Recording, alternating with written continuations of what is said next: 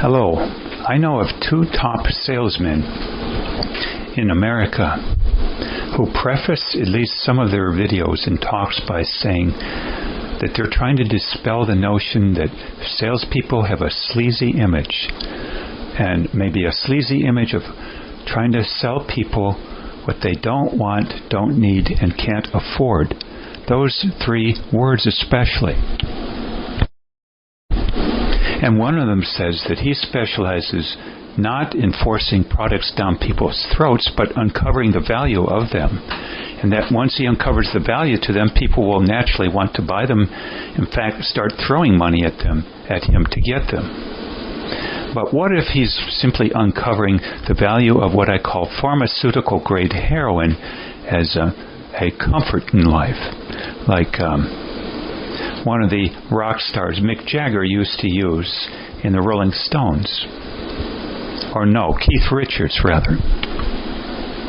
Is that uncovering great value because he's offering, someone's offering pharmaceutical-grade heroin rather than heroin that's been cut and maybe more questionable as to its safety? They're both heroin. Well, there might be some who would say, well, you have a right anyway, whether you want to listen to the salesman when he offers the product or not. You don't have to buy it. But are there any areas where you do have to buy it? Or you will be subject to being forced to buy it, so to speak. Maybe even kidnapped to buy it. For instance, my mother has gone to a physician, and one of the parties in the physician's office has told some people that if you don't come back every month, you don't care about your health and we don't want you as a customer. Well, unfortunately, this person is offering the lowest price in town. And so some people of a minority nature or poverty-stricken nature or both don't seem to know what to do. Buy it more frequently than they need, or go to a higher cost clinic or practitioner in general. But I see also another way of selling certain products, especially medical care in America today, especially since socialized medicine came on the scene around 1950, to make it theoretically free to everyone. Buy now, pay later. Somebody will pay. Maybe your children will have to foot the bill even, or future generations in society, or taxpayers as a whole. But at any rate, it's claimed, well, if it's offered to you as free, isn't that a great incentive to buy it? Along with the following. What if you don't want to buy the product because it either costs too much or is of questionable value as to the effectiveness of it? And you have no other options but to really, really suffer. And you decide maybe you want to off yourself. Then if you don't buy the product, you're termed mentally ill, you're termed having committed suicide, not euthanasia or putting yourself down, and you're branded. And your reputation after your death is smeared in your family, community, nation, and perhaps even the world. You're termed somebody of such and such a nature, and your legacy is rather destroyed, even in the tabloids and popular magazines in the supermarkets, right at the checkout counters. And if you don't off yourself because you're in severe pain, well, what about just sitting there and suffering? We don't seem to have that option either, because certain people who have certain degrees have declared that they have the right to decide for the rest of us that we are incompetent to make our own decisions as to what's best for our long-term happiness and health overall, and that they will then take action to administer the product to us. Of course, somebody will have to pay. It may be you, your children, the country, taxpayers in the future, whatever. But somebody is saying perhaps that they know best what is in your best interest. And if this health product is in your best interest, you won't seem to have a choice, especially as you get older. You will thus be deemed either mentally ill and unable to take care of yourself, or you will be deemed to have lost your faculties by way of insanity, say by dementia, it might be said. And who's to say what is best? To have dementia and wander the streets and get hit by a car or get a disease and die shortly?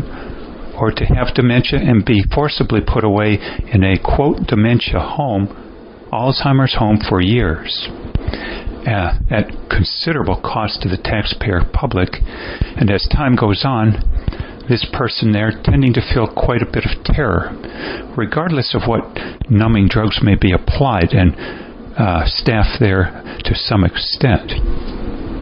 It seems to me that even this, then, is a product forced upon us these days. They're termed old age homes. They're termed Alzheimer's facilities. And these products are marketed to us as in our best interest, as decided basically by those with PhDs and MD degrees. They say what's best for us. And they are hired then by the government, and lawyers set the policy also. In fact, sometimes there are a combination lawyer, doctor, in one person having both degrees. And then a doctor making the decisions and enshrining them in law as to who will buy the product because they say it is in our best interest. And what they say goes. Rather reminiscent of the Catholic priests and the Pope in the Catholic Church before Martin Luther and the Reformation. Of course, the underpinning is that these individuals making the decisions for us as to what we will buy in medical care, or old age care, call it what you will, are supposedly motivated by their caring for us deeply. That's supposedly the motive why they even went in the field, or leadership positions thereof. But what kind of people gravitate to power? And if you follow the money trail too, isn't it likely there is a great deal of money to be made in medicine, just as it has been said in war? War is extremely profitable, and medical care too, especially old age care, and the pharmaceuticals administered, as well as being manufactured and invented and tested. This is even reminiscent of the so-called correctional institutes in our country. Correctional facilities. Do they really correct anything, or are they warehouses that are extremely profitable to guards, lawyers, prison officials, even those who teach criminal justice, as it is called? They all say they care, and that's why they're making the policies they do. And the question is, though, is this really care? Perhaps on the surface it seems that people aren't in agony in an old age home, call it nursing home, Alzheimer's home, or prison, but this dovetails considerably to the year that socialized medicine came in, along with numbing drugs called Thorazine and other major tranquilizers since 1951.